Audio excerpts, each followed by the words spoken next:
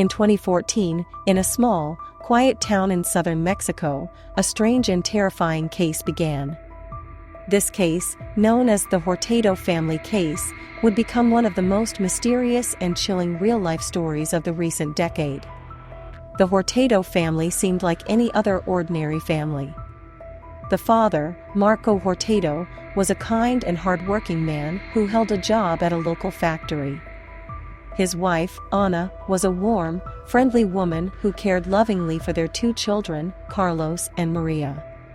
They lived in a modest, small house, and from the outside, they appeared to have a peaceful, happy life. But the Hortados' quiet life quickly took a dark turn. Strange rumors began spreading in the neighborhood, and people grew suspicious of the family. The townsfolk whispered that they had started hearing horrible screams coming from the Hortado house at night. At first, neighbors ignored these sounds, but soon the terrifying noises grew more frequent and more disturbing, making it impossible to ignore.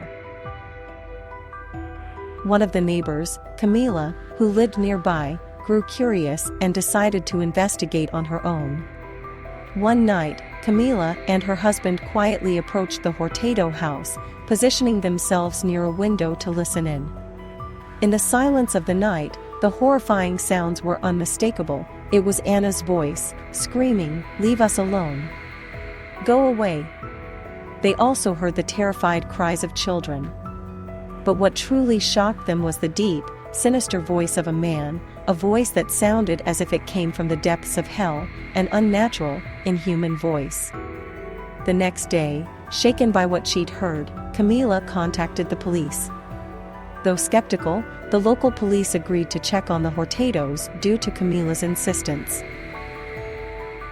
When the police arrived, Marco and Ana tried to appear calm, dismissing any strange occurrences.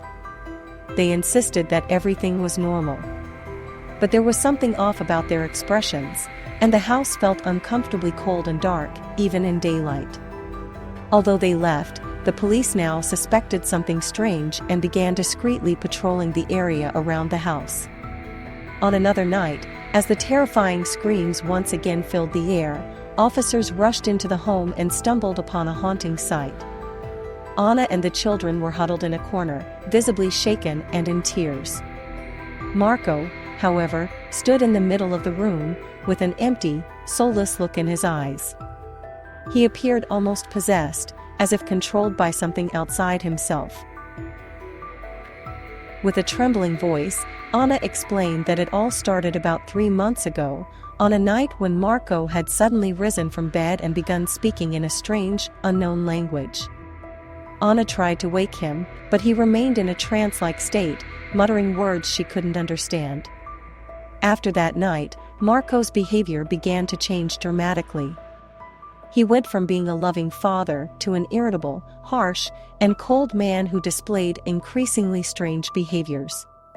He would spend hours staring at walls, whispering in languages that no one could recognize. Ana reached out to family and friends, but no one took her concerns seriously. Soon, the entire family was affected. They all suffered from nightmares, heard strange sounds, and even saw unexplainable shadows moving through the house. The more time passed, the more they seemed consumed by a dark presence. On a particularly dark, cold night, with the lights of the Hortado house eerily dim, the police patrolled nearby once more. Suddenly, a bone-chilling scream echoed from inside the house. Officers rushed in and were met with an unforgettable scene. Marco stood in the middle of the room, his hands covered in blood, and a sinister smile frozen on his face. His wide, terrified eyes darted around the room, as if seeing things no one else could. Police quickly took the family to safety and arrested Marco. During questioning, Marco claimed that an evil entity had taken control of him, forcing him to commit horrifying acts against his will. Psychologists assessed him and confirmed that Marco was experiencing severe psychological distress.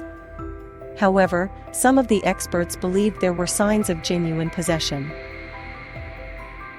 Further investigation revealed that the Hortado house had been built on land once used for dark rituals and sacrifices.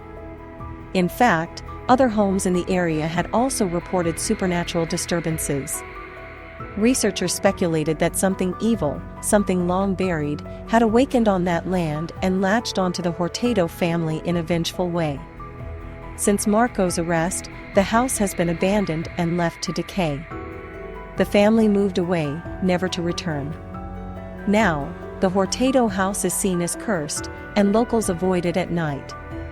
The story of the Hortado family continues to circulate, forever etched in people's minds as one of the most chilling and unsolved cases in Mexican history. If you enjoyed this chilling tale and want to hear more stories about real-life mysteries and paranormal cases, please make sure to like and subscribe to our channel. Sharing this video with your friends will help us grow and bring you more terrifying stories.